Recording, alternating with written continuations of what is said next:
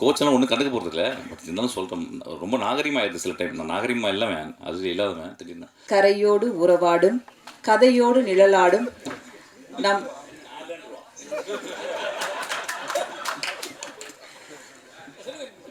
அந்த நான்கெழுத்து காற்றை இப்போது உங்கள் முன் நீண்ட இடைவேளைக்கு பிறகு இந்த மேடை காத்திருக்கிறது. அவருக்காக அன்புடன் அழைக்கிறேன் இயக்குனர், நடிகர் மிஷ்கின் அவர்களை. பாடகர், எழுத்தாளர், இசையமைப்பாளர், எல்லாவற்றுக்கும் உரிய பொருத்தமான நடிகர் மிஷ்கின் அவர்களை. தானு சார் வர பின்னால் உட்காந்துருக்காரு. நான் எப்படி பேசுறது? 5 நாள் ஆச்சு தூங்கினா. 5 நாளாச்சு தூங்கி. ராம் ஒரு 5 நாளைக்கு முந்தைய கூப்பிட்டு பாட்டு பாட சொன்னான். இந்த இரவு ஃபுல்லாக ஒரே ஆட்டம். ஒரு 3-4 ஹவர் பாடி முடிச்சுட்டு அதுக்கப்புறம் ஆஃபீஸ்க்கு வந்துட்டான். காலைல 6 மணிக்கு தான் போனான். அப்புறம் மறுநாள் படம் பார்க்க கூப்பிட்டான். அப்புறம் நைட்டு ஃபுல்லாக பேச சொன்னாங்க ஆஸ்டன்ஸ்லாம் சேர்ந்து. அப்புறம் நேற்று வந்து சசி நான் கதை சொல்ல வந்தார்.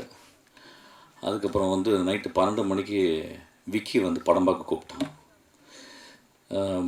இன்றைக்கி காலையில் வரைக்கும் இன்றைக்கி வரைக்கும் தூங்கலை. அப்போ மத்தியானம் பார்த்தா இவ்வளோ லென்த்தாக இருந்துச்சு இந்த விழா. அப்புறம் ரொம்ப எதிர்பார்க்குறீங்க, என்ன பேச போகிறேன்னு எனக்கே தெரியல. ரேண்டமாகவே ஆரம்பிப்போமே. நேற்று வந்து சசி அண்ணா வந்து ஒரு ரொம்ப எக்ஸ்ட்ராடினரியான ஒரு ஸ்டோரி சொன்னார். எனக்கு தெரியாது ஏன் என்று சொன்னார்னு தெரியல. சசி அண்ணா சொல்லும்போது எனக்கு தெரிஞ்சது வந்து வாழ்க்கையில் எவ்வளோ முக்கியமான ஒரு மனிதர் அப்படின்றது. அவர் சொன்ன கதை வந்து எனக்கு ரொம்ப மனசில் அப்படியே. சசி அண்ணா தேங்க்யூ. நான் அந்த டைம் உங்களுக்கு தேங்க்ஸ் சொல்லலை. அதுக்கப்புறம் சசி நான் போன பிறகு நான் சசிக்கு வந்து ஃபோன் பண்ணி இவ்வளோ ஸ்ட்ராங்கான ஒரு கதை சொல்லியிருக்கீங்க, இது வந்து ராஜா இல்லையா அப்படின்னு கேட்டு, அதுக்கப்புறம் வந்து தியாகராஜன் குமாரஜா கேட்டு, தியாகராஜன் குமாரஜா ராஜாட்ட கூட்டி போங்க அப்படின்னு சொல்லி அது அப்படியே ஆச்சு. ஒரு ஐ திங்க் ஒரு 8 வருஷம் முன்னாடி இருக்கு. ஒரு பார்ட்டியில் குடிச்சிக்கிட்டு இருக்கும்போது சிவா வந்தான். அவனும் நில்றா விடுறா, அவனும் ஒரு இதை எடுத்து வந்தான். நான் 4 பேருக்கு அடிச்சிருப்பேன்னு நினைக்கிறேன். அவன் நேராக வந்து சேர்ஸ் அடித்தான். அடிச்சுட்டு, சார் நம்ம 2 பேரும் சேர்ந்து ஒரு காமெடி பண்ணலாமா சார் அப்படின்னா. நான் அவனை பார்த்து என்ன காமெடி பண்ணுறியா அப்படின்னு அப்படியே போயிட்டான்.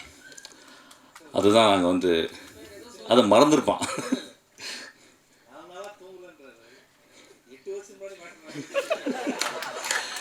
இல்லை நான் சினிமாவுக்கு வந்ததுலேருந்து தூங்கலடா, டோன்ட் வரி. நான் இப்போ போனாலும் தூங்க மாட்டேன், கவலைப்படாத. போனவுடனே தானு சார் வந்துடுவார் ஆஃபீஸ்க்கு. அவர் வந்து பேசுவார். ஸோ அதனால் தூங்குறதே கிடையாது. சீக்கிரமாக லாஸ்ட்டாக தூங்கிக்கலாம், 5:30 அடிக்கில் தூங்கிக்கலாம் ரொம்ப நேரமாக.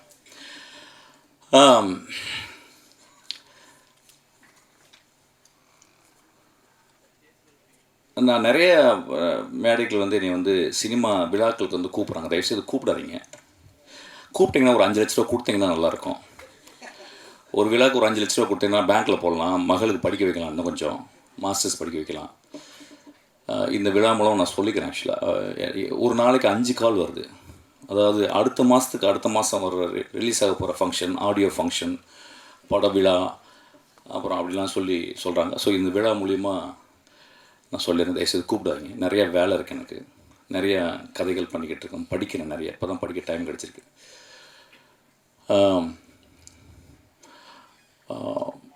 எப்பொழுதுமே நான் ராம் பற்றி பேசும்போதும் யோசிக்கும் போதும், ஏன்னா எப்படி இருந்தாலும் ஒரு 2 நாளைக்கு ஒருத்தர் ராம் பேச்சு வந்துடும். ஏன்னா எனக்கு ஒரு அசிஸ்டன்ட் டேரக்டர் சேர்ந்துருக்கான். அவன் ஆக்சுவலாக ராம்கிட்ட சேர வேண்டியது என்கிட்ட சேர்ந்துட்டான் போல். ஆக்சுவலாக எந்தளவு நேசிப்பான் அப்படின்னா, நான் வந்து ஒரு 10% என்னை நேசிப்பான், 90% ராம் நேசிப்பான். அவன் ஒரு நாள் சண்டை போட்டு போயிட்டான். சண்டை போட்டு போனோடனே, ரொம்ப நல்ல பையன், ரொம்ப நல்லா படிக்கிற பையன், ரொம்ப சின்சியரான பையன், உண்மையின் அப்படியே சொல்லாமல் ஒரு எம்பாடிமெண்ட் ஆஃப் ட்ரூத் அவன். அப்போ நைட்டு ஒரு 12 மணிக்கு அவன் வந்து நான் மெசேஜ் போட்டேன் அவனுக்கு. டேய், நீ முதல் இன்டர்வியூவில் உனக்கு பிடிச்ச டேரக்டர் வந்து ராம்னு சொன்னடா, இப்போ நீ சண்டை போட்டு போயிட்டேன், நாளைக்கு காலையில் நான் ராம்கிட்ட சொல்கிறேன், ராம்கிட்ட போய் ஜாயின் பண்ணிக்கிட்டா அப்படின்னா. நான் ஒரு மெசேஜ் போட்டேன். ஒரு 1 மணி நேரம் கழிச்சு எனக்கு மெசேஜ் போட்டான். சார், நான் உங்களை விட்டுட்டு நான் போயிட்டேன், நீங்கள் ராம்கிட்ட சேர்த்து விடணும்னு சொல்லி ஏன் சார் சொன்னீங்க? என்னை வந்து அப்படியே நிராகரிச்சிடும்ல, உங்களுக்கு கோவம் வரலையா அப்படின்னு கேட்டேன். அப்போ நான் சொன்னேன், because I love you so much அப்படின்னு. அவன் அந்த எண்ணில் அழுதுட்டு மறுநாள் காலில் வந்து என்னை கட்டி பிடிச்சிட்டான். ராம் எங்கள் வாழ்க்கையில் எப்பயுமே அப்படி தான் இருக்கிறான். நாங்களும் ராம் வாழ்க்கையில் எப்பயுமே இருக்கிறோம். ஒரு சினிமா 72 தொழிலுக்கு அப்புறம் சினிமாவுக்கு வந்தேன். நான் சினிமாவை ரொம்ப நேசித்து என் தந்தை போல ஒருத்தர் உட்காந்துருக்காரு. ரீசெண்டாக ஏதோ ஒரு பத்திரிக்கையாளர் சொன்னார் போல், இந்த பிசாசு 2க்கு அப்புறமும் ட்ரெயினுக்கு அப்புறமும் மிஷ்கின் இந்த அட்ரஸ் எல்லாம் போயிடும் அப்படின்னு சொல்லியிருக்கார் போல் நண்பர். அந்த நண்பருக்கு ரொம்ப தாழ்மையாக சொல்கிறது, சீக்கிரம் சினிமா விட்டு போகணுன்னு தான் நினைக்கிறேன். நானும் ரொம்ப ஹாப்பியாலாம் சினிமாவில் இல்லை. ரொம்ப ஹாப்பியாக சினிமா பண்ண காலங்கள் அது போயிடுச்சு. இன்றைக்கி ரொம்ப காம்படிஷன், இன்றைக்கி ரொம்ப சோ கால் ட்ரேடுனும் அதெல்லாம் வந்து அப்படியே அழக்கழித்து அப்படியே ஒரு உதிரத்திலிருந்து உதிரம் சொட்ட தான் நான்லாம் சினிமாவில் வந்துக்கிட்டே இருக்கேன்.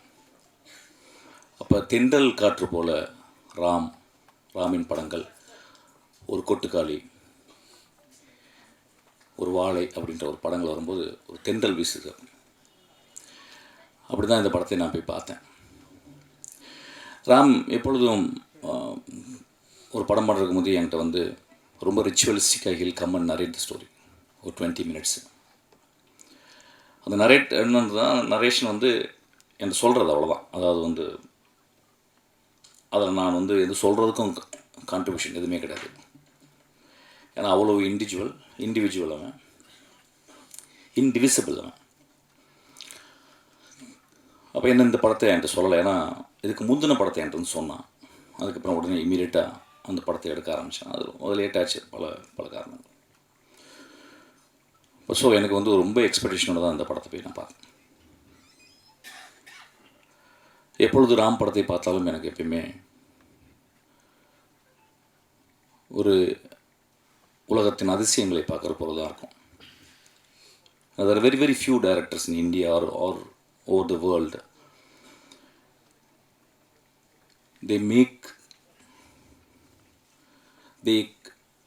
They built a cinema with their soul and with their experience, with their sincerity, with their truthfulness. அந்த படங்கள் எப்பயுமே எல்லா படங்களையும் அப்படி வெகுஜன எப்படி இருக்கும், வெகுஜன மக்களுக்கு எப்படி இருக்கும், கேலரி ஆடியன்ஸுக்கு எப்படி இருக்கும் அப்படின்லாம் பார்க்க மாட்டாங்க. ஒரு வித்யா கௌரவம் தானே, வித்யா கர்வம் தானே ஒரு பெரிய ஒரு ஆசானுக்கு, ஒரு மாஸ்டருக்கு அது எப்பொழுதுமே அவனுக்கு இருக்கும் ஆக்சுவலாக. So he never worries about box office. That doesn't mean that அது வந்து ஒரு என்கேஜிங்காக இருக்காதுன்னு கிடையாது. அவனுடைய என்கேஜ்மெண்ட் வந்து வாழ்க்கையை வந்து சினிமா வந்து எப்பொழுதுமே யோசிக்க வைக்கும். ஒரு படம் பார்த்துட்டு வந்து குழந்தைய உத்து பார்க்க வைக்கும், அம்மாவை உத்து பார்க்க வைக்கும், நம்ம கடந்து வந்த பாதையை கொஞ்சம் யோசிக்க வைக்கும். ஒரு நல்ல கலைஞன் வந்து, ஒரு நல்ல எழுத்தாளன் வந்து அவன் பேனா தலை குனியும் போதெல்லாம் இந்த சமூகம் தலை நிமிர்ந்துச்சு. அப்படி தான் இந்த படத்தை அவன் எழுதியிருக்கான். நான் படம் தெரியாமல் கதை தெரியாமல் போனேன்.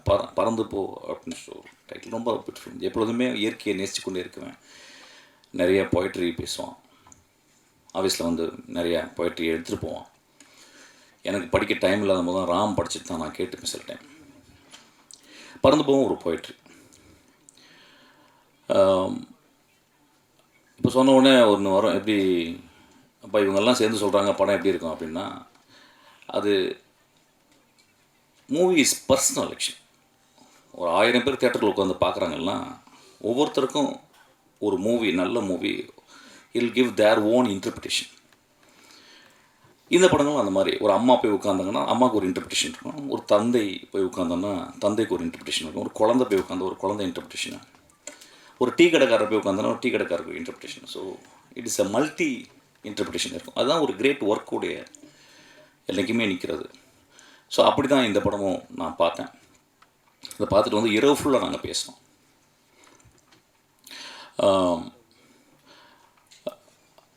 இந்த படத்தில் வந்து எனக்கு ரொம்ப பிடிச்சது வந்து நான் ரொம்ப ஸ்ட்ரக்சரலிஸ்ட்டு. ஏன்னா நான் டீச் பண்ணுறேன் சினிமா ஸ்க்ரீன் ரைட்டிங். வருஷத்துக்கு ஒரு 3 தடவை நான் போய் டீச் பண்ணுறேன். அப்போ டீச் பண்ணும்போது I made it sure that young பீப்புளுக்கு வந்து I always want to give a structure. ஒரு பாட்டில் இருக்க ஸ்ட்ரக்சர், ஒரு சர்ச்சில் இருக்க ஸ்ட்ரக்சர், ஒரு மேடையில் இருக்க ஸ்ட்ரக்சர், ஒரு டைட்டில் இருக்க ஸ்ட்ரக்சர், ஒரு சேரில் இருக்க ஸ்ட்ரக்சர், ஒரு வாட்சில் இருக்க structure. So I am always structuralist, very old type actually. அப்போ ராம்கிட்ட வரும்போது நிறைய வாதிடுவாங்க, ஆனால் ஸ்ட்ரக்சர் வேணாண்ணா, ஏன்னா ஸ்ட்ரக்சரே பிடிச்சிருக்கீங்க. இல்லை எனக்கு ஸ்ட்ரக்சர் தேவைப்படுதுடா அப்படின்னா. இந்த படத்தில் அவன் வந்து ரொம்ப அழகாக ஸ்ட்ரக்சரே இல்லாமல் அண்டர்லைனிங்காக ஒரு ஸ்ட்ரக்சரை மனிதத்தன்மையை மட்டும் வச்சு ஒரு படமாக பண்ணியிருக்கான். இல்லை ரொம்ப ஆச்சரியமான காம்பினேஷன் கேட்டால் வந்து சிவா வந்தது. ஆக்சுவலி எனக்கு சிவாவை நம்பிக்கை இல்லை. சிவா எப்படி இந்த படத்தில் நடிப்பான் இந்த பையன்? ஏன்னா சிவாவை நான் சிவா படங்கள் பார்த்ததில் கொஞ்சம் நஞ்சு தான் பார்த்துருக்கேன். எனக்கு தெரிஞ்சு என் அசிஸ்டன்ட் சொன்னான், சிவாவை வந்து டிஃபைன் பண்ணான். சார் வேர்ல்டுலே ஒரு ஆக்டரு இந்த மாதிரி ஒரு இல்லை சார், அது என்ன பேசுனாலும் காமெடி வருது, ஆனால் சீரியஸாகவே பேசுகிறாரு, ஒரு ஐரனியே படம் வாழ்க்கை ஃபுல்லாக படம் ஃபுல்லாக இருக்குது சார் அப்படின்னு சொன்னான். ஆக்சுவலி ஸோ நான் சில கிளிப்பிங்ஸ்லாம் பார்க்கும்போது திடீர்னு போலீஸாக வந்து சிவா வந்து நிற்பான். ஆக்சுவலாக பார்த்தா விழுந்து விழுந்து சிரிப்பாங்க எல்லாருமே தேட்டரில். ஸோ லைஃபினுடைய ஐரனியை வந்து Siva is holding very tight actually. So அவன் வந்து எப்படி இந்த படத்தில் வந்து சேர்ந்தான் அப்படின்னு மன்னிச்சுக்கிட்ட அவன் சொல்கிறேன். ஐ திங்க் ஆமாம் ஆமாம் ஆமாம். ஸோ இல்லை திடீர்னு நம்மளுக்கு தெரியாத பையன் திடீர்னு கோச்சுக்கு போகிறான் அப்படின்னு சொல்லிட்டு, கோச்செல்லாம் ஒன்றும் கண்டுக்க போகிறது இல்லை. பட் இருந்தாலும் சொல்கிறேன், ரொம்ப நாகரிகமாக ஆயிடுது சில டைம். நான் நாகரிகமாக இல்லாமல் அது இல்லாதவன் திடீர்னு. ஆமாம். ஸோ இந்த ஓடி கால் இந்த இந்த இந்த ஒரு வேதியியல் எனக்கு புரியவே இல்லை ஆக்சுவலாக. அது ராமுடைய எப்பொழுதுமே திடீர்னு யோசிச்சு ஏதாவது ஒன்று எடுப்பான் ஆக்சுவலாக. அந்த முடிவு தான். அவன் ராம் வந்து என்கிட்ட சொன்னான் வந்து, ஆனால் நீங்கள் வந்து படம் பாருங்கண்ணா, மம்முட்டி சார் மாதிரி நடிச்சிருக்கானா அப்படின்னா. What a big accolade that actually, comparing with Mammootty, one of the greatest artist I would say in the world and the greatest human being also. Maybe that's the reason he is acting so beautifully. அப்போ நான் என்னடா அது இப்படி ஒரு comparison எடா சொல்கிறேன் அப்படின்னு சொல்லி படத்தில் போய் பார்த்தேன். படத்தை பார்க்கும்போது வந்து சிவா ரொம்ப கஷ்டப்பட்டுருக்கான், ரொம்ப கஷ்டப்பட்டு தான் பண்ணியிருக்கான். ஆனால் இந்த சிவா வந்து இந்த படம் ஒரு பெரிய வெளிச்சம். ஒரு மல்டி ஃபேசட்டட் ஆக்டராக சிவாவை இந்த படத்தில் பார்க்கலாம். ஒரு தகப்பனா ஒரு குழந்தைய சுமந்துக்கிட்டு, தாய் வந்து வேறு இடத்துல இருக்கிறான், அவன் பைக்கில் தன் உடம்புல சுமந்துக்கிட்டு அந்த குழந்தையோட அவன் பயணம், அதில் அவன் மீட் பண்ணுற இடங்கள், அவனும் வாழ்க்கையை கற்றுக்கிறான், அந்த குழந்தை கற்றுக் கொடுக்குது. ரொம்ப பியூட்டிஃபுல்லாக இருந்துச்சு இந்த படம். சிவா வந்து ஒரு இடத்துல ரொம்ப பிடிச்ச இமேஜ் வந்து, தங்குறதுக்கு இடம்லாம் மழை வருது, ஒரு ரோடு ஓரமாக ஒரு சத்திரம் இருக்குது. அந்த சத்திரத்தில் போய் ஒருத்தர் இருக்கார், அவர் ஒரு கேம்ப் ஃபயர் மாதிரி போட்டுருக்கார். ஸோ அங்கே தங்கலான்னு சொல்லிட்டு போய் படுத்துட்டு இந்த குழந்தைய படுக்கும்போது, அது ராமுடைய ஆதி தகப்பன், ஆப்பிரிக்காலேருந்து வருவான்ல அந்த தகப்பன்லேருந்து வந்த அந்த ராம் சொல்கிறான். அதில் சிவா பண்ணுவான், ஒரு லுங்கி எடுத்து தூங்குகிற குழந்தை காலை கட்டி இவன் கையில் கட்டிக்கிட்டு தூங்குறான். One of the greatest image actually, என் லைஃப்பில் பார்க்க முடியாத ஒரு இமேஜ். அந்த ஒரு இமேஜ் இந்த படம் பார்த்துடலாம், அந்த ஒரு ஜெஸ்ஸருக்கு இந்த இமேஜ் பார்த்துடலாம். ஐ திங்க் இந்தியாவில் அந்த மாதிரி ஒரு இமேஜை, இந்தியாவில் ஒரு ஆக்டர் அந்த மாதிரி ஒருத்தர் பண்ணியிருப்பாருன்னு எனக்கு தெரியல. அது ரொம்ப அழகாக சிவா அப்படியே கடந்து போகிறான் ஆக்சுவலாக. அது என்னென்னா கடைசியில் ஃப்ளிப் என்னென்னா, கடைசியில் குழந்தை காலம் போயிட்டு காலையில் சொல்லலடா விட்றா. ஸோ இந்த மாதிரி நிறைய மூமெண்ட்ஸு படத்தில் நான் ரொம்ப என்கோமியமாக சொல்ல மாட்டேன். ஸோ இப்போ இன்றைக்கி வந்து படம் வந்து இப்போ நிறைய பேர் விமர்சனங்கள்லாம் வருது, ஒரு படத்தை பார்த்து எப்படி விமர்சனம் பண்ணணும் எப்படி பண்ணணும். அப்படிலாம் கிடையாதுங்க. விமர்சனம் பிடிச்சவங்க பிடிச்சதும் சொல்லணும், பிடிக்கலன்னு கிழிச்சு தான் விடணும். அந்த உரிமை எல்லாருக்குமே இருக்குது. அது என்னுடைய படமாக இருந்தாலும், ராம் படமாக இருந்தாலும், அது யார் படமாக இருந்தாலும் சரி. ஏன்னா நல்ல படம் இருக்கும்போது நல்ல படம்னு பத்திரிகையாளங்க மிச்சமாக சொல்லும்போது நம்ம அப்படியே ரொம்ப பயங்கரமாக ப்ரௌடாக இருக்கும். நல்ல படம் இல்லைன்னு அவங்க சொல்லும் போது நம்மளுக்கு பயங்கர கோவம் வருது. இட்ஸ் நம்ம ஈகோ ஹர்ட் ஆகுது. ஸோ அதனால் இந்த படத்தை நீங்கள் பார்த்துட்டு நிச்சயமாக நல்லாயிருக்குன்னு சொல்லுவீங்க. நல்லா இல்லைன்னா நல்லான்னு சொல்லுங்கள். ராம் கோச்சிக்க மாட்டான் ஆக்சுவலாக. That will not stop Ram doing great films or me doing great films. ரொம்ப அழகான படம், பாருங்கள். Terribly tired. I couldn't talk. I couldn't even phrase words actually. But thank you so much for this opportunity. அப்புறம் என்னுடைய தந்தையார் உட்காந்துருக்காரு. நான் முதல்கிட்ட போகும்போது சண்டை மந்தலாலா பண்ணும்போது இப்போ அவர் தான் என்னை பத்திரமா பார்த்துக்கிறாரு. ஒரு நாளைக்கு 3 வாட்டி ஆஃபீஸ் வராரு. அடுத்த 3 படம் சொல்லியிருக்காரு. ஆக்சுவலாக அட்வான்ஸ் தான் கொடுக்க மாட்டேன்றாரு. Such a wonderful person. I think மனிதர்கள் வந்து நம்ம வந்து யார் மூலியமாக சொல்லிக்கிட்டே இருப்போம் இப்படி அப்படின்னு. மனிதன் வந்து கண்ணாடி தான்.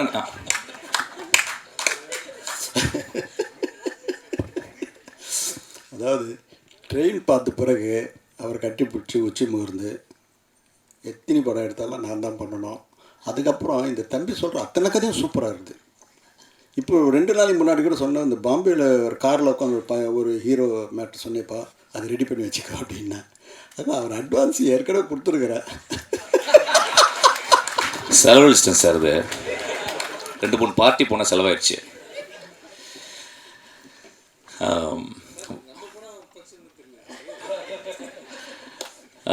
மாலை ரொம்ப அழகான மாலை இது ஆக்சுவலி. ஏன்னா ராமோ வெற்றிமாறனோ இல்லை யாரோடய சேரும் போதெல்லாம் இந்த மாதிரி வந்து ரொம்ப அருமையான மாலை, ரொம்ப பர்சனலாக இருக்குது ஆக்சுவலாக. மாதிரி ரொம்ப எமோஷனலாக பேசினான். தன்னுடைய குருவை அம்மா, நான் எப்பயுமே சொல்லுவேன், ஒரு டேரக்டருக்கும் அசிஸ்டன்ட் டேரக்டருக்கும் இல்லை ரிலேஷன்ஷிப்பு, அம்மா பெற்று வெளியே போடுறா, டேரக்டர் அந்த அசிஸ்டன்ட் டேரக்டர் வயிற்றுக்குள்ள திரும்பி எடுத்துக்கிறான் ஆக்சுவலாக. ஸோ ரொம்ப மூவிங்காக இருந்துச்சுடா. நீ ராம பத்திரமா பார்த்துப்ப, நாங்களும் பத்திரமா பார்த்துப்பட்டா. நம்ம எல்லோரும் ராம பத்திரமா பார்த்துக்கணும். Thank you so much. Thank you so much for the Hotstar people, wonderful people. அது தெரியல, இதெல்லாம் இப்படி சொல்லணுமான்னு தெரியல எனக்கு. கூல் கைஸ் எல்லாமே. பிரதீப்லாம் வந்தாருன்னா பார்ட்டியில் ஃபுல் கட்டுவோம் நாங்கள் ஆக்சுவலாக. ஏன்னா பார்ட்டியில் தான் பிரபு பார்த்துருக்கேன் ஆக்சுவலாக. வந்து தானு சார் சொல்ல, என்னப்பா உங்கள் ஃப்ரெண்ட்ஸ்லாம் என்னப்பா எதுவும் சொல்ல மாட்டேன், ஏதாவது படம் கூட வாங்க போகிறேன் சார், எனக்கு அதெல்லாம் தெரியாது சார் அப்படின்னு தானு சார்கிட்ட. சில் அவுட் கைஸ், நல்ல ஜாலியான பசங்க ஆக்சுவலாக. என்னுடைய ரொம்ப பூசம் பட்டி அவன், என்னோட கதிரோட என் கூட இருந்தவன் Senthil, my darling. Thank you so much, love you. நான் எதுவும் பேசலையா, போர் அடிச்சிச்சா இன்றைக்கி? ஒன்றும் இல்லைங்க, சரக்கு இல்லை, அடுத்த மேடையில் வச்சுக்கிறேன் ஆக்சுவலாக. அப்புறம் நான் நிறைய பேர் நான் மேடையில் பேசும்போது தண்ணி போட்டு வந்தேன்னே நிறைய பேர் சொல்கிறாங்க ஆக்சுவலாக. நான் நைட்டு தாங்க போடுவேன், மேடையில் போட மாட்டேன். தேங்க்யூ.